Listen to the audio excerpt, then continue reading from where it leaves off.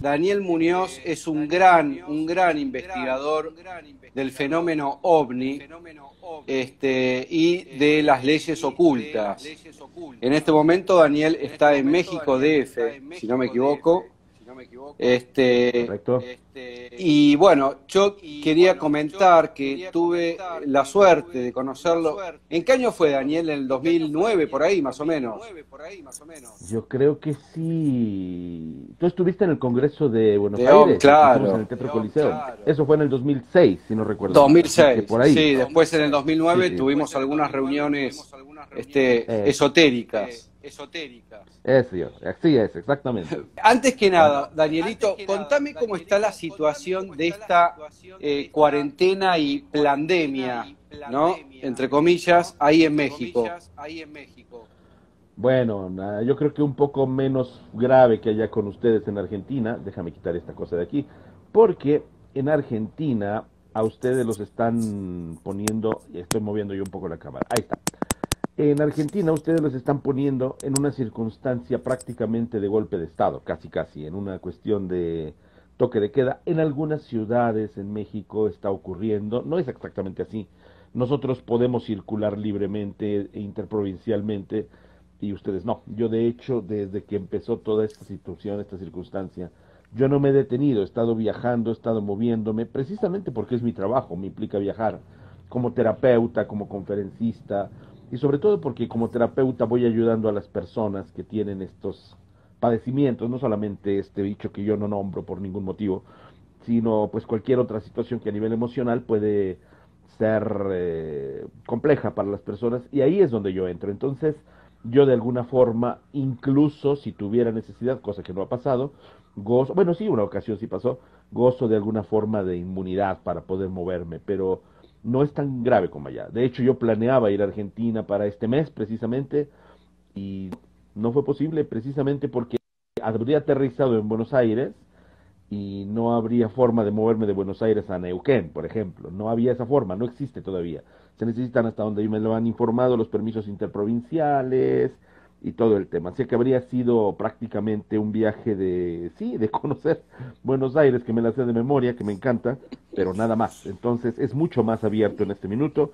Creo que ustedes se parecen mucho más a España en lo que está pasando que a México en lo que nosotros tenemos. De acuerdo a tus investigaciones, contame un poquito cómo está el tema de los contactos hoy en día. Sabemos que hay contactos desde el principio de la humanidad, pero viste que hay como épocas donde suele haber más apariciones que otras. Entonces, bueno, quería saber qué opinabas al respecto, ¿no? Bueno, hay que hacer un poquito de historia rápidamente, recordar que hay tipos de contacto y esos de tipos a tipos que tenemos nos dan diferentes circunstancias a través de las cuales se pueden definir los contactos. El contacto que llamamos primer tipo es el clásico avistamiento, el segundo tipo es cuando este avistamiento, además, esta presencia deja una evidencia, puede ser una marca en el terreno, una fotografía, un video que pudiste hacer, alguna quemadura, tal vez en alguna persona, algún testigo, no sé, cosas de esa naturaleza. Después, en el tercer tipo, ya tenemos el encuentro directo con los tripulantes presuntos de estas naves. En el cuarto tipo, ya tenemos, aquí es donde hay una variación.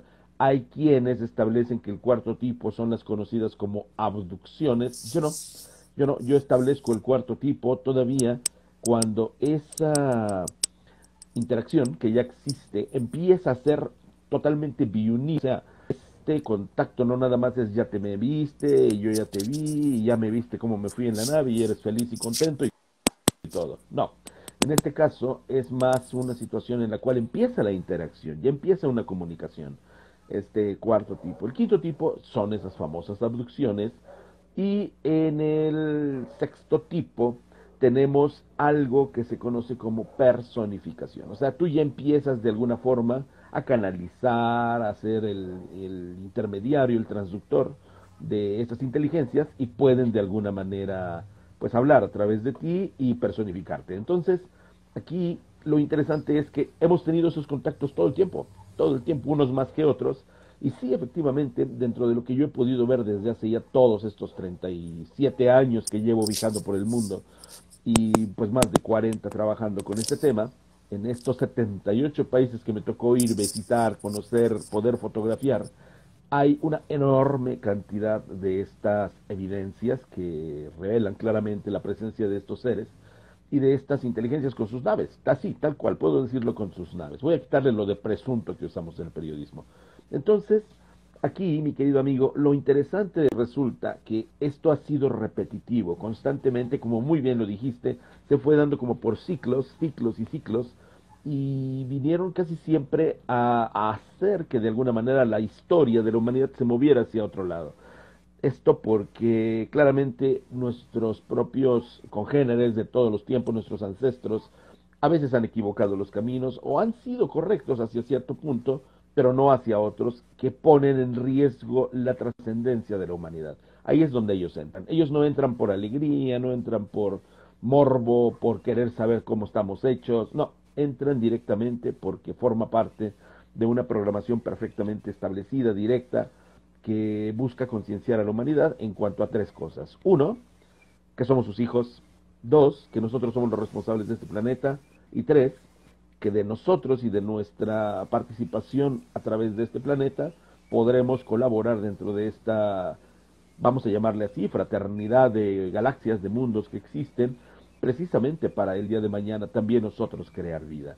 O sea, es todo un plan divinizante que prácticamente me he dado cuenta que muy pocos contactados conocemos. El contactado típico muchas veces, tengo que decirlo querido hermano, muchas veces es contactado por sus propias conexiones personales, es conectado por su propia autorrealización, lo cual es muy válido, validísimo, pero no por extraterrestres. Entonces, cuando tú logras con tu autorrealización personal encontrarte con esta realidad, eso es bellísimo, pero tienes todavía que entender el plan cósmico, el programa que existe sobre los mundos, y eso no es asequible nada más por tu autorrealización, si no tienes esta conexión precisamente con estas, llamémosle jerarquías del cosmos, porque existen. Y esto, pues bueno, es la realidad que estamos viviendo. Estamos en una fase en la cual estamos volviendo a tener conexiones. Hay muchas en los años 70 de las que tuvimos en los años 90 y de las que tenemos hoy. Y, por ejemplo, hoy están utilizando esto, la tecnología. Yo hoy, ya lo puedo decir, yo si antes no lo podía decir, no, es muy difícil, ¿sabes? Cuando estás de este lado del periodismo, decir que eres contactado. Es muy difícil porque no puedes ser juez y parte, y eso, tú lo sabes, Claro. es una cuestión de la misma ética. Y además se te viene encima el mundo. No, afortunadamente cuando yo lo dije, 2016, si no recuerdo mal, esto fue en el mes de agosto. Sí, claro, porque los eventos fueron en julio. Cuando yo lo dije a través de Telemundo y que dije, bueno, me están diciendo que estos mensajes, esto va a pasar, y pasó, y esto que pasó eran avistamientos de estos objetos voladores no identificados y al mismo tiempo erupciones volcánicas y terremotos, y pasaron puntualmente, pues en ese momento yo quedé en evidencia de que yo tenía conexión con estos hermanos y lo tuve que decir. Entonces yo francamente esperaba mucho escarnio, mucha burla, mucho bullying, déjame usar este término, de parte de mis colegas, de tanto de la investigación OVNI como de los periodistas, y afortunadamente no. Afortunadamente me encontré con mucho respeto, mucha comprensión hacia lo que yo estaba viviendo. De hecho, me dijeron, qué valiente, me lo dijeron de otra forma, qué pedazo de elementos tienes, así me decían, para poderte haber atrevido a decir lo que todos sabíamos que tú vivías. Y yo en la ilusión de que nadie lo sabía. Entonces, fue muy interesante porque fue a través de la tecnología. A mí me llegan mensajes de WhatsApp. Puedes estar, pensemos en esto, Es mira, muy loco eso. es que es impactante. Sí, Estamos sí, en, sí, es pero es la nueva tecnología, el contacto vía sí, WhatsApp. y además, no, y además recuerda que ellos la implantaron, ellos la regalaron. Imagínate esta situación. Vamos a imaginar que estamos tú, yo y nuestra amadísima amiga Paloma Restrepovich, vamos a llamarla como que ella te llama, Sí. y que estamos los tres en la mesa y que estamos bebiendo un mate, un café y un vino, porque ya sabes, cada quien a lo que le gusta.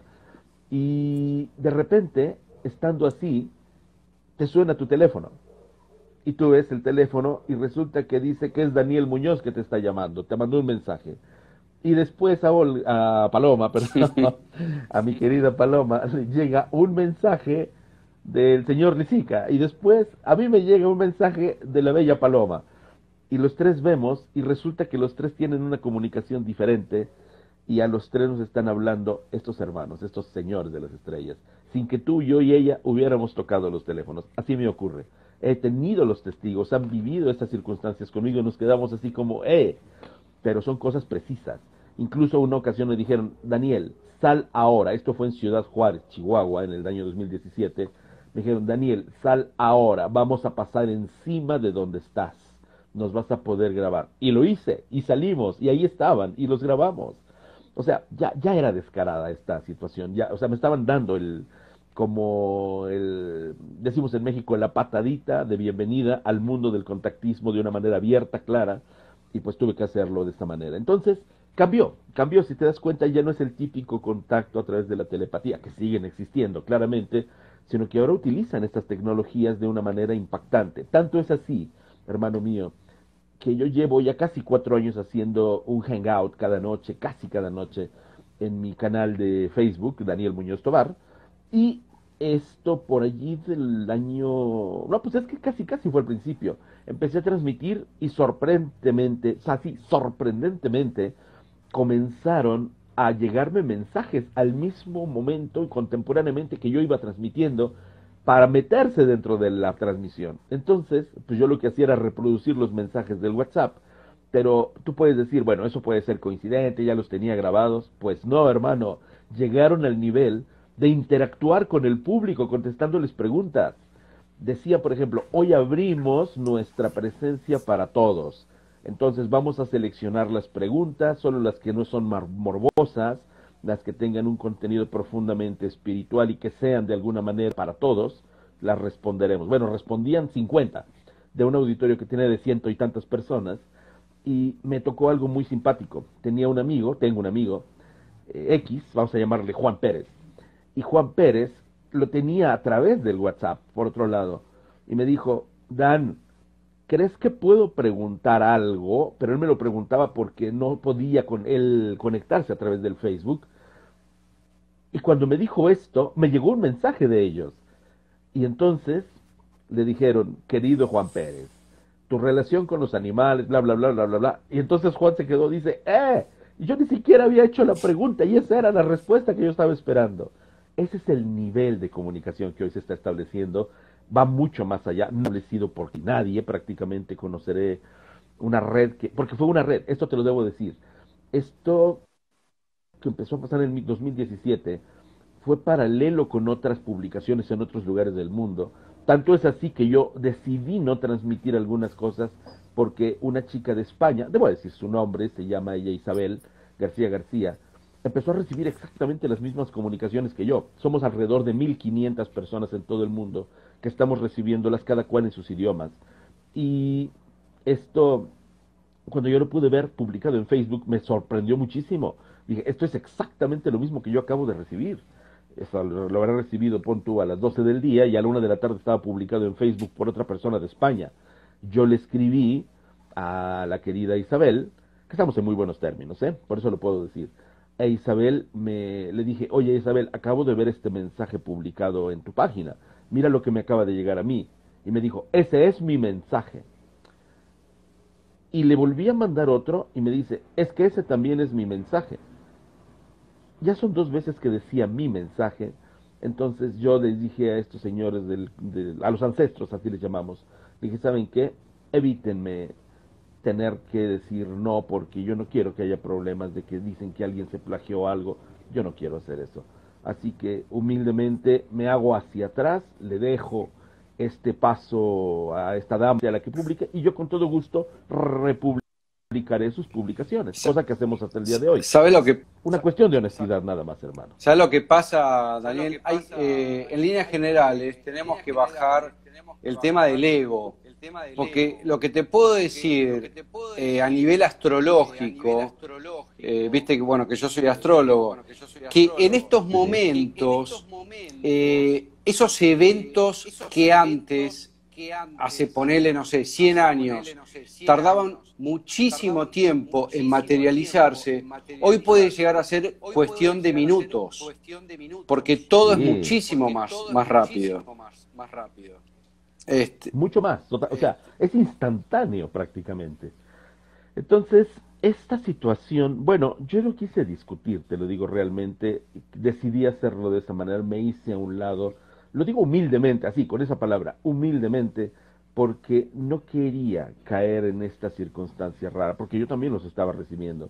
Entonces fue cuando yo lo pedí de esa forma, les digo, chicos, ¿saben qué? Forma parte de mi trabajo, pero evitémonos problemas de esta naturaleza. Y me dijeron que estaba bien, que lo aceptaban, que lo entendían, y bueno, ahora Isabel tiene una página que tiene, no sé, 70,000 seguidores. Yo no llego ni siquiera a 5,000. No, sí llego a 5,000, más de 5,000, pero en mi fanpage no. Pero no me importa, o sea, vamos, cada quien llega desde donde llega. Lo único que sí me da mucha impresión es ver la forma en la cual cada tanto llegan estas conexiones.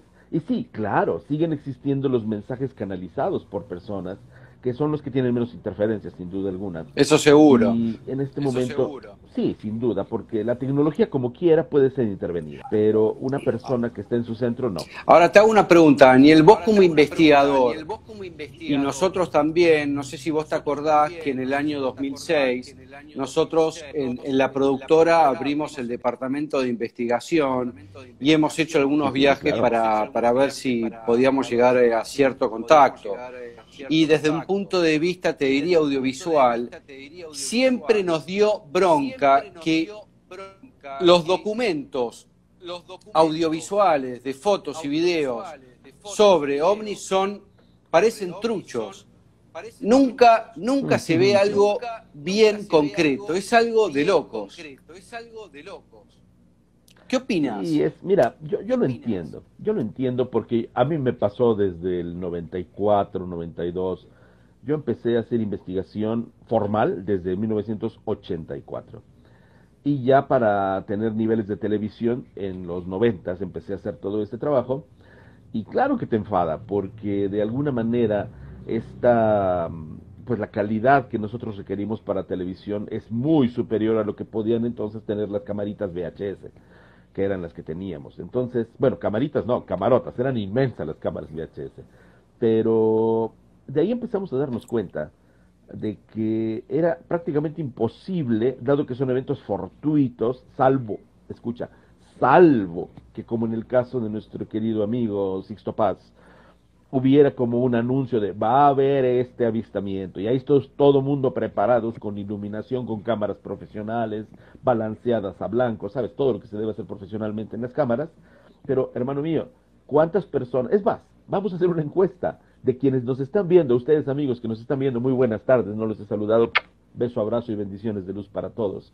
¿Cuántos de ustedes saben balancear a blancos la cámara de su teléfono? ¿Cuántos de ustedes han apretado el botoncito que dice Pro y han podido balancear el pedestal, el croma, la luminancia y el autofoco? ¿Cuántos de ustedes saben hacerlo? Creo que nos van a contestar a lo mucho una persona o dos, mi querido hermano. Es difícil lograr material profesional porque nadie entiende de estas cosas a menos que seas un cámara profesional.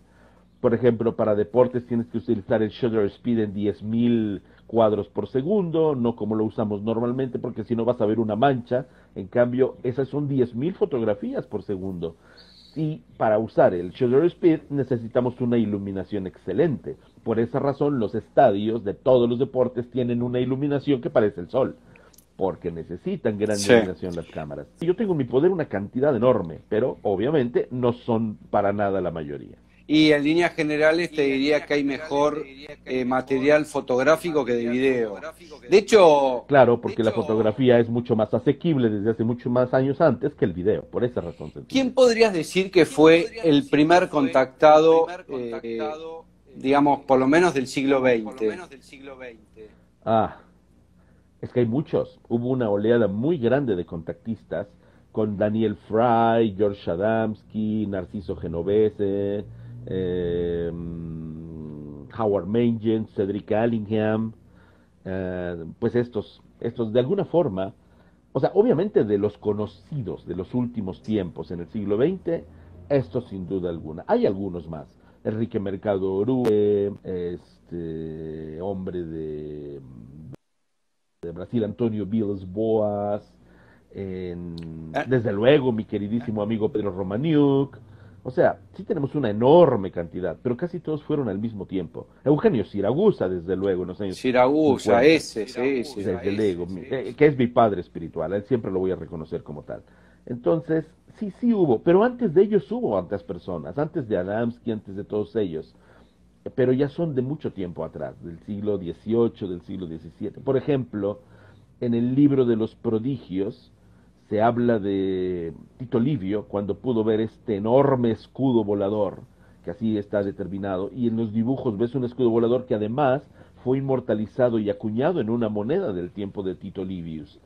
Y también tenemos, por ejemplo, el famosísimo papiro Tuli, que fue encontrado allá en Egipto, en el cual se relata un avistamiento con pelos y señales que ocurrió durante el, vamos a llamarle así, el mandato del faraón Tutmosis III.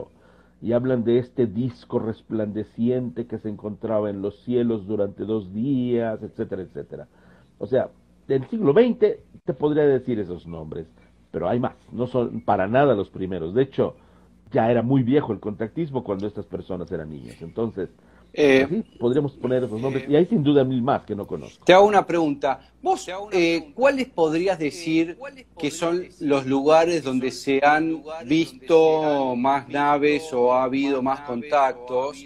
¿En qué países? Entiendo que deberían ser ciertos vórtices, ¿no? O puertas que Sí. hay en la Tierra. Lo entiendes maravillosamente, querido amigo. Sobre todo en donde están los chakras de la Tierra. Sobre todo. Después en los polos. Después en los volcanes y las antenas que son tanto naturales como artificiales, como las iglesias, las pirámides y pues ya después algunos otros lugares que son conocidos como sitios de poder. Te los nombro. Los chakras de la Tierra están muy fácilmente ubicables y vas a ver cómo son todos zonas de avistamiento. Chakra 1, Monte Shasta en California. Toda esa franja de California es impactada de avistamientos diariamente. Chakra 2, en el lago Titicaca, en el Perú. Es- Toda esa zona entre Perú y Bolivia es asombrosa la cantidad. De hecho, el lago Titicaca es considerado como un lago misterioso, un lago sin fondo, ¿sabes? Y que tendría una entrada de una base, es- lo cual es totalmente sí. real.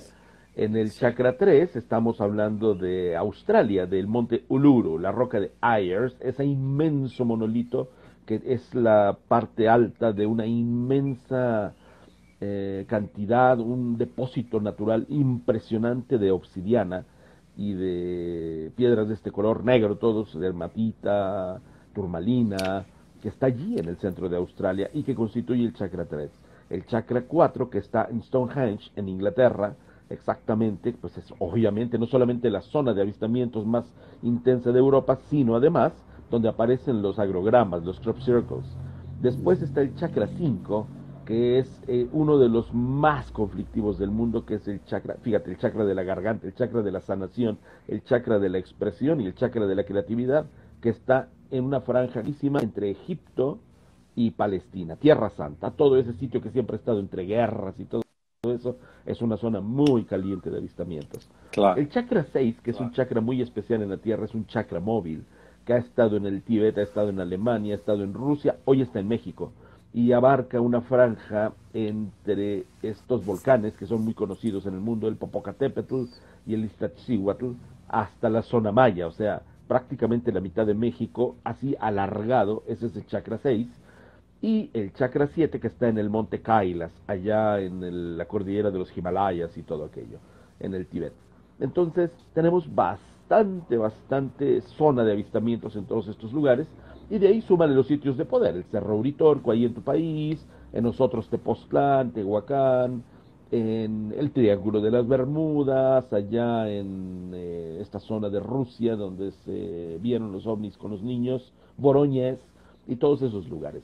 O sea, y también desde luego iglesias y todo, pero en mayor forma en las zonas donde hay antenas naturales como son los volcanes. Eh, Y esto siempre porque de alguna forma, sí son vórtices, lo dijiste muy bien, pero también son entradas a los mundos intraterrestres. Así que, y los polos, que son sin duda alguna los sitios más avistamientos, pero que obviamente tienen menos población y por lo tanto menos evidencia. Bueno, ahí justamente me nombras los polos y se me aparece en la cabeza la famosa teoría de la Tierra hueca, ¿no? Que en realidad viviríamos en una Tierra hueca y no como nos dicen. Bueno, la Tierra hueca es una situación que sí sería interesante de entender, porque, sabes, cuando aprendes un poquito, no de astrología, sino astronomía y sobre todo de mecánica celeste, cuando te metes a estudiar sistemas, pues podríamos decir geodinámicos, pero en realidad tendríamos que decir planetodinámicos, aprendes, cualquier ingeniero lo puede entender, y si no lo entienden, vétanse, es una muy interesante diferencial que pueden hacerse para poder integrar la mecánica celeste. Lo que mantiene a los cuerpos flotando en el espacio de esa manera tan perfecta es precisamente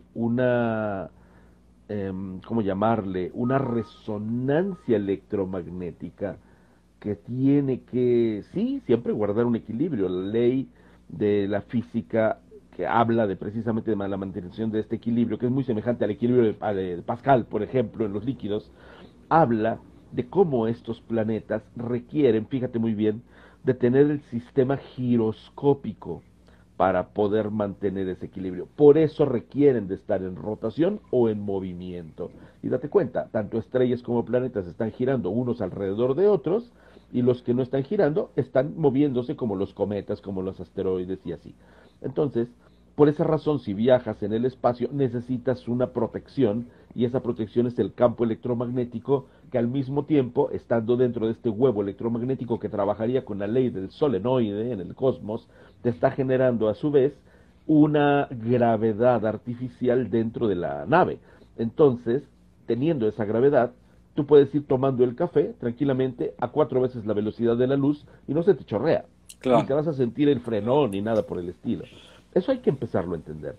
Y entonces, cuando lo ves desde el punto de vista de la ingeniería, que dinámicamente, que es creo la palabra más adecuada, vamos a poder establecer y sobre todo sustentar una, un equilibrio a nivel planetario, cosmodinámicamente hablando, solo si tenemos giróscopos en el cosmos. ¿Y cuáles serían los giróscopos? Los planetas y las estrellas. ¿Y cómo funciona un giróscopo? Bueno, el que ha tenido la oportunidad, como yo cuando era niño, de abrirlo, te das cuenta que tienen una pelotita, un centro de hierro, que es el que mantiene la inercia del giro. Entonces, cuando tú lo haces girar, el núcleo se agarra del eje y entonces eso mantiene el equilibrio de la esfera. Pero tiene que haber un núcleo necesariamente. Esos núcleos, querido hermano, son los soles centrales, los núcleos que la ciencia llama NIFE. Acuérdate que la ciencia conoce la corteza terrestre como el cial, la parte interna como la cima, y el núcleo central lo conoce como NIFE.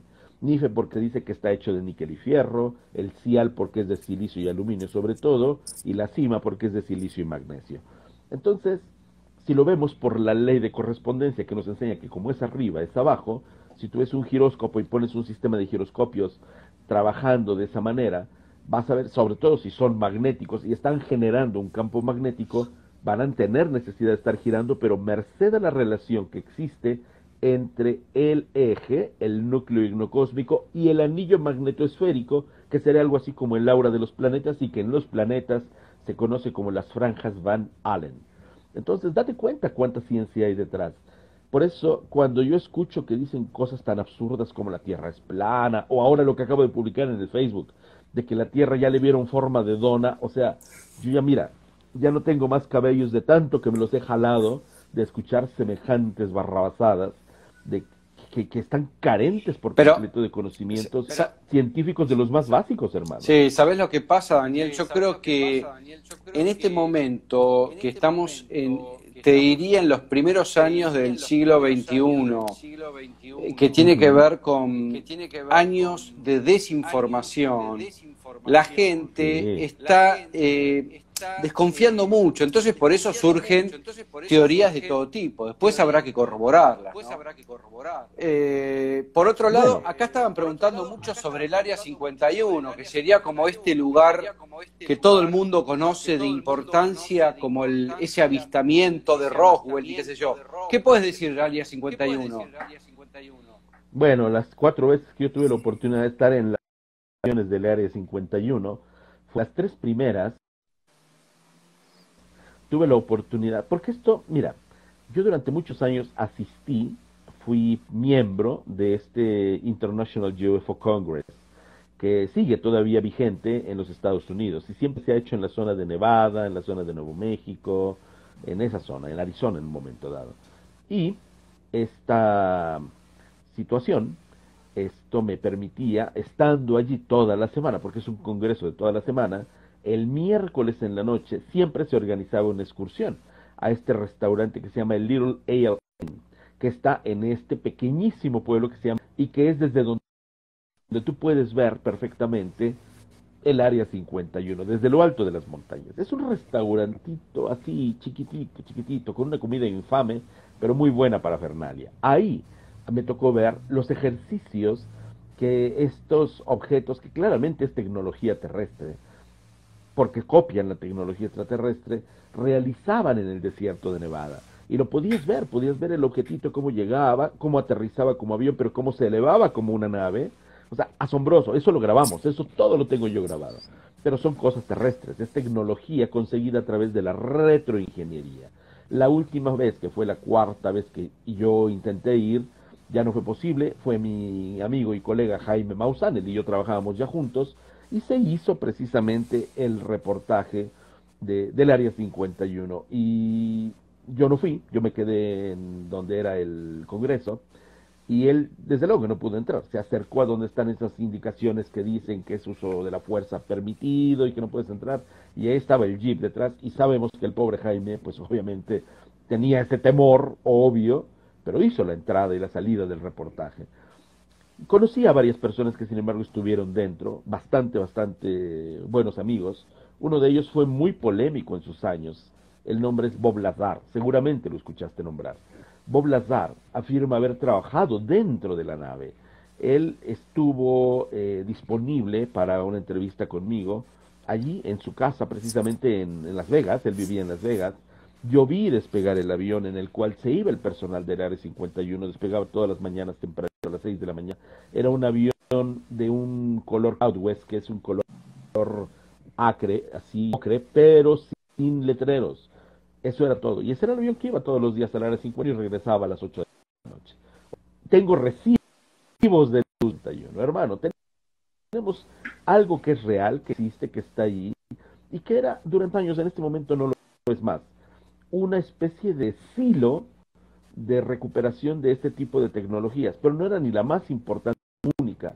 También está la base, también está Fort Bliss, que está muy pegadito a la frontera de México con Estados Unidos, de hecho está en la población del Paso, muy cerquita de Ciudad Juárez. Está también Las Cruces y está también Tonopah.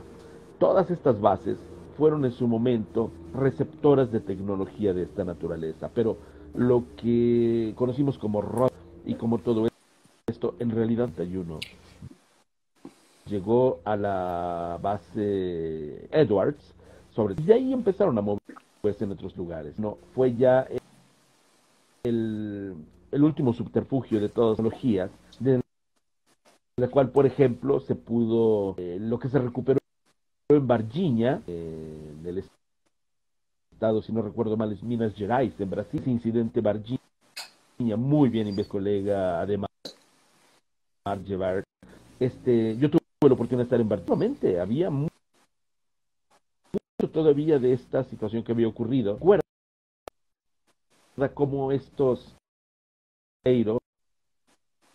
empezaron muchas cosas, circundaron los terrenos y después afirmaban que llegaban, ya sabes, lo típico, te dicen que son aviones de la NASA. La NASA no tiene, en realidad son de la Fuerza Aérea, pero pueden desviar la atención. En la película Encuentros cercanos del tercer tipo, tú vas viendo cómo salen de esa zona que circundan porque hubo una fuga de gas radioactivo y salen camiones de McDonald's, camiones qué sé yo, Dunkin' Donuts, y en realidad son los que contienen la tecnología para poder echar a andar toda esta... ¿Cómo saber diferenciar, a ver, si sería una nave real extraterrestre o una nave creada por alguna tecnología humana? Porque viste que muchas veces dicen, Bueno, vos me entendés. sí, sí, sí, sí. Mira, esta es una situación que ahora se ha puesto más complicada todavía que antes, porque antes teníamos que discernir entre una nave terrestre y un extraterrestre. Ahora tenemos que discernir si el extraterrestre es de los de luz o los de no luz, además de lo terrestre, porque esto existe, esto existe. Hay tres formas, querido amigo. Una, estas naves de los terrestres prácticamente no tienen las prerrogativas que tienen las naves de los hermanos de las estrellas. Para empezar, estas naves de luz irradian, son totalmente radiantes. Las naves que son tanto de la tecnología terrestre como de la tecnología de la oscuridad se van a presentar en forma muy física, muy metálica, difícilmente las vas a ver irradiando. Y algo que es bien interesante es el comportamiento y la insistencia de estas cosas, sobre todo por algo que está pasando en este momento, querido hermano, y te lo digo, y lo digo al mundo en este momento, aquí nos están viendo. Casi no hay en este momento avistamientos de estos hermanos. Están guardados, no están apareciendo por aquí y por allá. Definitivamente no lo están haciendo. Y no lo están haciendo por una simple y sencilla situación de programación y de ocupación. Están trabajando en cosas que son importantes. No están listos allí para cumplir caprichos de quiero ver el ovni, miren, yo los voy a llamar con mi aparato de llamar extraterrestre. O sea, no son payasos de circo, hermano. En cambio, cuando empezamos a ver avistamientos, sí, en verdad, con el mismo Eugenio Siragusa pasaba eso. Eugenio eventualmente, yo tengo las grabaciones, los llamaba, pero sabes a través de, estamos hablando de los años 80, 70, los llamaba a través de la banda civil, del radio banda civil, te acordarás, ese break, aquí estoy, la radio banda, canal 99, dame un signo, si son hermanos del espacio, y llegaba la señal. Es impresionante escucharlo así como en un eco, decía, en italiano obviamente, era así como Fratelli, pero con mucho eco al mismo tiempo, de forma que tenían que grabar, escuchar en una casetera, en un magnetógrafo de esos que teníamos antes de cassette, y entonces, como lo reproducían varias veces o lento, ya podían entender, o rápido, ya podían entender qué decían. Y entonces se establecía una comunicación. Eso era obvio, era total y absolutamente claro. Encima se cumplían, como pasa en mi caso, los avistamientos. Hoy es tan sencillo ver naves en todas partes. Y mira qué curioso, y déjame, lo tengo que decir porque si no se me hace un grano en la lengua. Esto, qué curioso que llega la famosa pandemia extraña esta. Y mira qué cosa tan puntual y tan interesante. El Pentágono, tú lo sabes, no es que es amigo de decir esto es verdad. Al contrario, son de los primeros que te echan toda la caca que sea posible del mundo para desacreditarte. Bueno, curiosamente empieza la famosa cosa extraña esta que estamos viviendo y por allí del mes de marzo, porque recuerda que esto estalló en el mes de febrero finales, marzo, desde enero ya se sabía, pero en febrero finales, marzo se hizo mundial el tema. Y curiosamente aparece el Pentágono diciendo, vamos a revelar la realidad de los extraterrestres. Y empiezan a dar a conocer, pues, documentos, sabes, vídeos y cosas por el estilo, que, pues sí, decían que eran reales. Y eso no me sorprende tanto. Lo que sí me sorprende y me da muchísimo, pero muchísimo a ver, es que al instante algunos países como Japón, como Bélgica, después más adelante, hace apenas unos meses Corea del Sur, dijeron, se apresuraron a decirlo, nosotros ya estamos listos para ir a situación extraterrestre, algún ataque extraterrestre. vamos a repeler una invasión extraterrestre. Nadie habló de invasiones extraterrestres, pero fueron noticias que le dieron la vuelta al mundo. Querido hermano, tú lo debes saber en periodismo de investigación.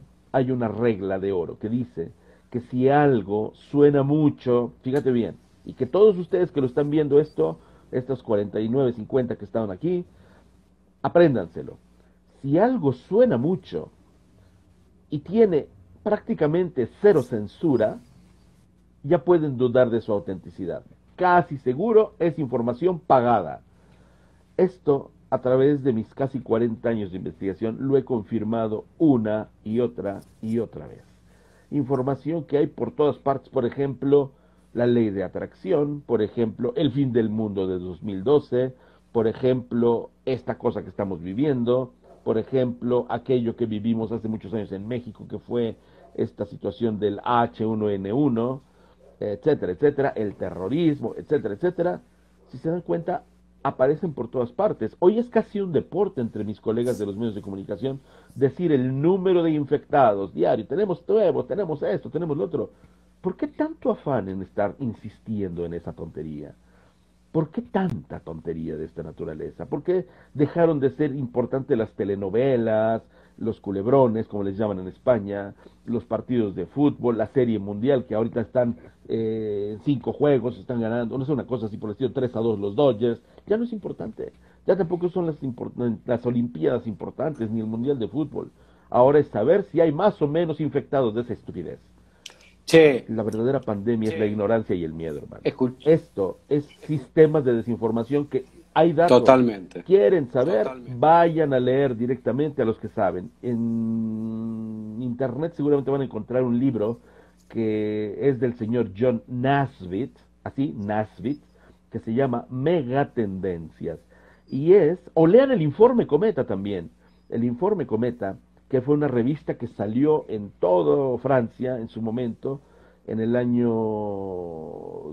98, si no recuerdo mal, o algo por el estilo, en los cuales, en estos dos documentos, se habla de cómo establecer sistemas de desinformación y ridiculización de los elementos, de los objetos y de los eventos, incluyendo la posibilidad de desaparecer testigos con tal de sembrar una tendencia que comercialmente sea benéfica para quien la está pagando. En periodismo de investigación los medios sabemos que si algo suena por todas partes y quieres saber la fuente, entonces sigue el flujo del dinero y ya vas a ver quién pague los anuncios, ese alguien es el que está detrás. Okay. Y pasa con los medicamentos Sí. que no son de laboratorio, que no son de patente, y pasa, y le sigo hablando y te van a censurar. Así que bueno, ya lo dije, y así funciona. Ya sabes cómo. Escuchame una cosa, Danielito.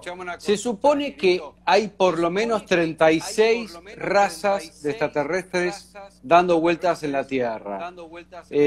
Yo no sé si vos tenés información sobre eso.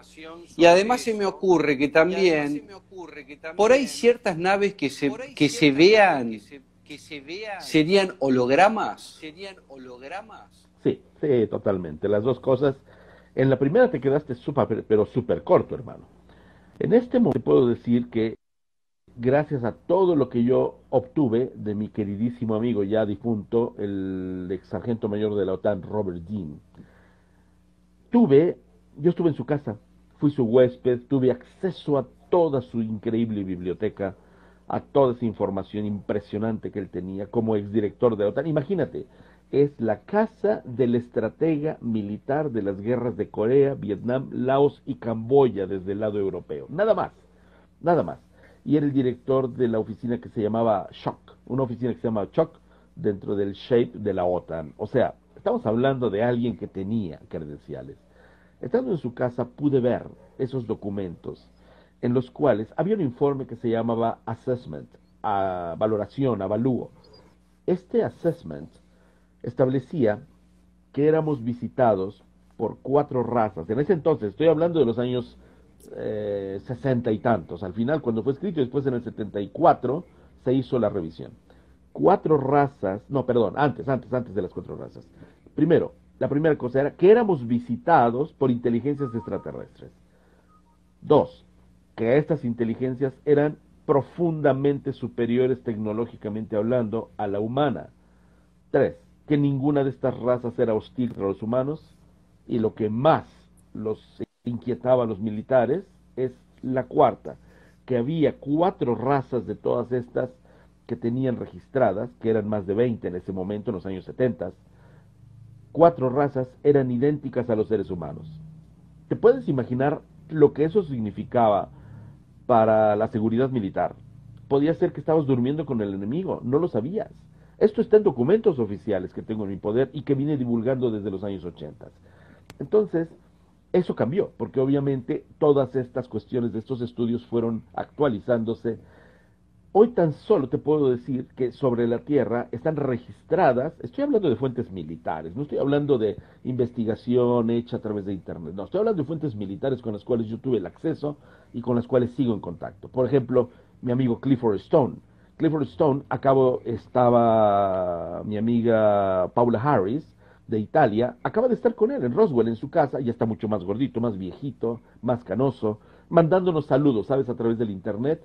Y bueno, Clifford era una interfase entre los extraterrestres y los militares. ¿Qué es una interfase? Un telépata. Él transmitía y traducía telepáticamente los mensajes de los extraterrestres a los militares y viceversa. Esa era su chamba, ese era su trabajo, su, como dicen ustedes, en España se dice su curro, ese era como digan ustedes, su métier. Su métier. Sí, eso, mero. Entonces, eso, ¿qué era su trabajo de él? Tú imagínate, ¿qué no podría decirme una persona como él? Bueno, él hablaba de todos estos datos y decía que tan solo, fíjate bien lo que te voy a decir, tan solo de las razas que eran más de 70 razas en la Tierra, tan solo 19 eran grises. O sea, y nos ponemos a preocupar que los grises son malos. Son solo 19 razas grises. ¿A qué gris te estás refiriendo? Entonces, es apasionante cuando ya te metes de lleno con los testigos correctos en las situaciones correctas y no a través de Internet, hermano mío. Yo sembré la información en Internet y te debo decir, yo fui que sembró información en Internet precisamente para descubrir mentiras. Y no sabes, perdón lo que voy a decir, las carcajadas que me he podido llevar de ver a pseudo grandes investigadores caer en la trampa. Te hago una pregunta, porque ya que hablábamos de las razas, yo tuve la suerte de conocerla en el año 2006, y vos también, a Marina Popovich, que fue sí, claro, la primer cosmonauta rusa. Y ella hablaba de ovnis, que son objetos submarinos no identificados. O sea, la gente piensa mucho en los ovnis, pero no piensa en los ovnis. Es cierto y correcto. Yo con Marina tenía previa comunicación ya. De hecho, te recordarás, yo fui la persona que hizo la conexión para que ella viniera a este congreso. Bueno, pues Marina Popovich y sobre todo su marido, Pavel Popovich, eran, sí, también asiduos investigadores de lo extraterrestre, sobre todo Marina. Marina fue cosmonauta, pero sobre todo debemos recordarla por lo que realmente fue. Fue una heroína nacional rusa. Ella era instructora de vuelo de pilotos militares y de astronautas. O sea, iba más allá todavía. Y esta mujer, en verdad, se encontró con muchas cosas. Recuerda que lo que tienen los rusos se llama territorio. Y ahí pasan 1000 cosas. Entonces, en mares como el Mar de Aral, el Mar Negro, todos estos lugares, ella realizó investigación. Y además, algo que dijo muy poquito, no sé si tal vez a ustedes en las entrevistas, yo no lo sé, pero con quienes ya establecía cierto nivel de conexión, incluso con su hija Oksana, con la cual aún estamos en contacto, ella lo dijo abiertamente, lo mismo que mi amigo Wendell Stevens. Estaban en contacto, eran como un Daniel Muñoz que se tenía que quedar callado. No me lo nombres a Wendell Stevens. Sí, mi amigo Qué Wendell. grande. Él, después de estar en Argentina, sí lo puedo decir, lo mataron. No lo dejaron volver a salir de los Estados Unidos, yo lo volví a invitar, y esa mujer que vivía con él me amenazó y me dijo, lo volvés a invitar, y en ese momento se acaba. Y se acabó, cumplió la amenaza. Esto jamás lo había dicho públicamente, pero te lo puedo decir, lo estoy diciendo por primera vez. Yo quiero comentar quién era. ¿Querés comentar quién era Wendell Stevens para que sepa la gente? Bueno, lo comento yo y lo confirmas tú. además de ser un gran amigo, Wendell Stevens era un piloto que tenía también por oficio perseguir ovnis. Él era como encargado de la captación de evidencias fotográficas y en películas, pilotando su avión y en lugar, hacía con la misma formación que él tenía para una batalla en el aire, al momento de disparar, en lugar de disparar, se abrían las cámaras y hacían fotografías a lo grande y video, bueno, no video, película, films, y esto se lo tenía que entregar él a las fuerzas aéreas en el Pentágono, en Washington y todo. Llegó un momento en que él dijo que si podía tal vez quedarse con algunas de las fotos, le dijeron, no, güey, y lo empezaron a presionar de muchas formas, entonces dijo, yo hago mi propia investigación, se volvió el creador del más grande archivo en su momento, luego, de fotografías que son profundamente claras.